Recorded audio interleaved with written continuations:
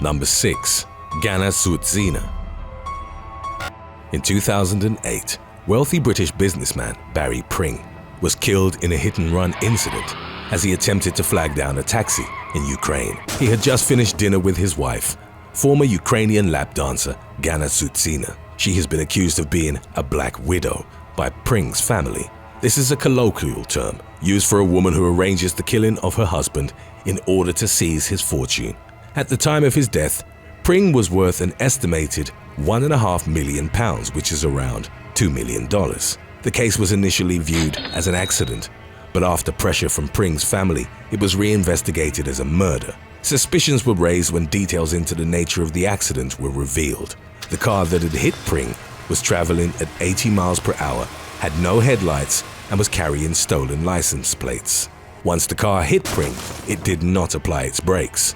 The vehicle continued traveling, pinning Pring against the barrier for a further 100 meters. It was the best friend of Sutzina who came forward as a witness for the case. She claims that Sutzina was never in love with Pring, instead marrying him purely for his wealth. Barry Pring's brother, Sean, received a Skype call from Sutzina to tell him his brother was dead. He claimed that Sutzina appeared cold and detached over the phone, as if she wasn't actually bothered by his death. The Ukrainian police apparently had no suspects in the case, which Pring's family claimed to be outrageous. It was reported that at the time of Pring's death, Sutzina had had a close friend in a high-ranking position in the police force. This sparked debates regarding issues with corruption in the country. Pring's family wanted intervention and investigation by the British police, but they had no jurisdiction in Ukraine and therefore couldn't charge anyone in the case. They could only assist Ukrainian police if given permission. Number 5. Sandrine Devillard. Sandrine Devillard, a glamorous French woman, was heavily criticized after she contested the will of her recently deceased husband. Sandrine, at the time 42 years old, had been married to Marcel Amfo, aged 67. A humble farmer, Marcel had amassed riches through properties he owned in his village. He was known by the village to be a bit of a hermit, but was otherwise regarded as a friendly man with a great work ethic. He reportedly had no electricity or running water in his home, and his friends knew him as someone who was content with the basics in life. His attitude was the polar opposite to Sandrine's. That's why, when she and Marcel married in late 2011, locals began having suspicions that Sandrine was only with him for his wealth. It didn't help that Sandrine chose to continue living in her home in Paris, only visiting Marcel from time to time. In 2012, Sandrine got 2 of her friends to take Marcel out on a drive. Mysteriously, the day trip ended in a crash in which he died while Sandrine's 2 friends survived. After Marcel's death, Sandrine unsuccessfully attempted to evict the tenants of the houses owned by him. Sandrine contested that they now belonged to her. However, to her shock, it was revealed that Marcel's will, written on the back of an envelope, split his assets between his tenants and his cousin. Nothing was to be given to Sandrine. She was dumbfounded to discover she'd been excluded from the will, even going so far as to hire a lawyer in an attempt to disprove that the handwriting on the will was Marcel's. Experts, however, concluded that it was his authentic writing. Number 4. Pamela Phillips. In 1996, Gary Triano, a wealthy real estate developer, was killed by a pipe bomb as he got into his car after playing golf in Tucson, Arizona. Pamela Phillips, a socialite, was previously married to Triano, having separated from him after he'd lost a large percentage of his fortune to gambling. Although the two were separated, Phillips was still listed as the beneficiary of Triano's $2 million life insurance policy. Triano was also the father of Phillips's 2 children. After suffering financial difficulties herself, it was revealed that Phillips, with the help of her ex-boyfriend, Ronald Young, had plotted to kill Triano to cash in on the life insurance policy. Phillips agreed to pay Young $400,000 for the killing. Within weeks of Triano's death, the attention was on her as the main suspect. A van rented by Young was found abandoned shortly before the bombing. with documents related to Phillips and Triano's divorce. A sawed-off shotgun and a map of the area were also found inside. Young was arrested in 2008 after going on the run for a previous fraud investigation. Pamela Phillips had already fled to Austria, where she too was eventually arrested in 2009. She was discovered and extradited to Arizona more than 10 years after Triano's murder. In 2010, Young was convicted of first-degree murder and conspiracy to commit murder. Pamela Phillips was later convicted on the same charges. They were both sentenced to life in prison without the possibility of parole. Number 3. Rukhsana Bibi. In 2016, Rukhsana Bibi murdered her elderly husband, Mohammed Youssef, with the help of Mohammed Arif, a man Bibi was having an affair with. At the time, Arif himself was married and had even arranged a marriage between Bibi and Youssef.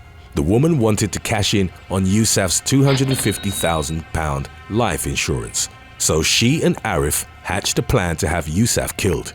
Bibi was to travel to Ireland to form an alias, disconnecting her from the plot, while Arif was to act as the hitman. Arif rented a home where he struck Youssef, a father of two, in the head with a hammer before slitting his throat with a cheap box opening knife from a discount store. Youssef's battered body was found by his landlord, who had visited the house to collect the rent. During the ensuing investigation, police found traces of Youssef's blood in Arif's car. A search of his house revealed more evidence, such as Youssef's will, £25,000 in cash, and a divorce document. Arif and Bibi both denied their murder charges, but were found guilty. Arif was sentenced to 32 years in prison, whilst Rukhsana Bibi was sentenced to 28 years for her role in the plot. Number 2. Des Campbell. The only male gold digger on this list, Des Campbell murdered his wife, Janet Fisicaro, by pushing her off of a cliff in New South Wales, Australia. The former police officer's motive was a piece of Fisicaro's estate worth an estimated $100,000. Des had planned a camping trip with Janet and had pitched their tent on a cliff in the Royal National Park. It was an odd choice because the area where Des had chosen to set up was riddled with rocks, in huge contrast to the much more comfortable and established Burning Palms campsite nearby. The jury was informed that this area was also far enough from the main walking trails so nobody would see or hear Janet's murder. Prosecutors alleged that Des somehow lured Janet to the edge of the cliff, where he then pushed her. He then attempted to make the killing look like an accident by using a rope to climb down to his dead wife, before calling the emergency services. Des's actions in the days and weeks following her seemingly accidental death were quite suspicious. 5 days after she'd fallen from the cliff to her death, Des was meeting his solicitor to discuss Janet's will. 2 days after that, he was holidaying in North Queensland with one of his many secret girlfriends. Des didn't turn up at Janet's funeral, which further raised suspicions. A long investigation followed. It called forward 45 witnesses, including a few of Des's previous partners. In 2009, 4 years after Janet's death, he was found guilty of murder and sentenced to 33 years in prison. Today's topic was requested by Analia Monte. If you have any other topics you'd like to learn about, subscribe and let us know in the comments section below. Number 1. Shera Wright.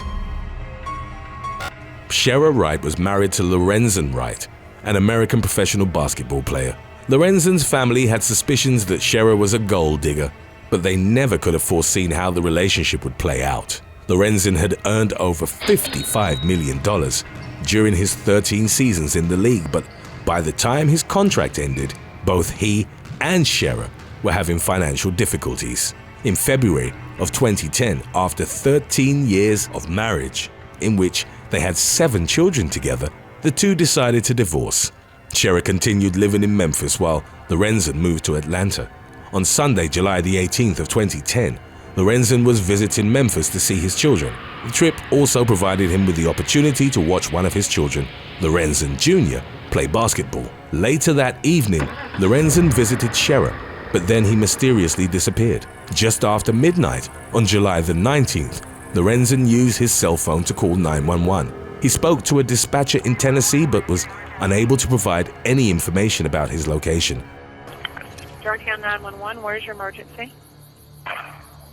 Hello? Hello? Hello? Son, I have nothing but gunshots. Hello? He was found over a week later in a marsh. Exposed to the elements, his 6'11" body had decomposed from 260 pounds to just 57. Examining the scene, investigators ruled that he'd been shot by 2 guns. 1 year after Lorenzen's death, a $1 million life insurance policy was paid to Sheriff Wright. The delay in the payout was caused by the murder investigation, which had brought no clues up to that point. Sheriff spent the entirety of the policy in just a few months, a lot of it on luxury items. Several years went by, with little progress made in the investigation until the fall of 2017. In November, a gun was recovered from a lake in Walnut, Mississippi. Ballistic investigation was able to link the gun to the bullets that were used to kill Lorenzen. 3 weeks later, police arrested Billy Ray Turner for the murder of Wright. Sheriff was also arrested on murder charges. It was revealed that Sheriff and Billy had known each other for a while and had conspired twice to kill Lorenzen, with the second time being successful. Another man was also linked to the killing. Sheriff Wright eventually pleaded guilty to facilitation of murder in the first degree. She was sentenced to 30 years in prison. Wright must serve at least 30% of her sentence, which means she could be eligible for release in 2026. Lorenzen's family continues to fight at parole hearings to keep her in jail for as long as possible. Thanks for watching. Would you shave 10 years off your life for $100 million? Let us know in the comments section below.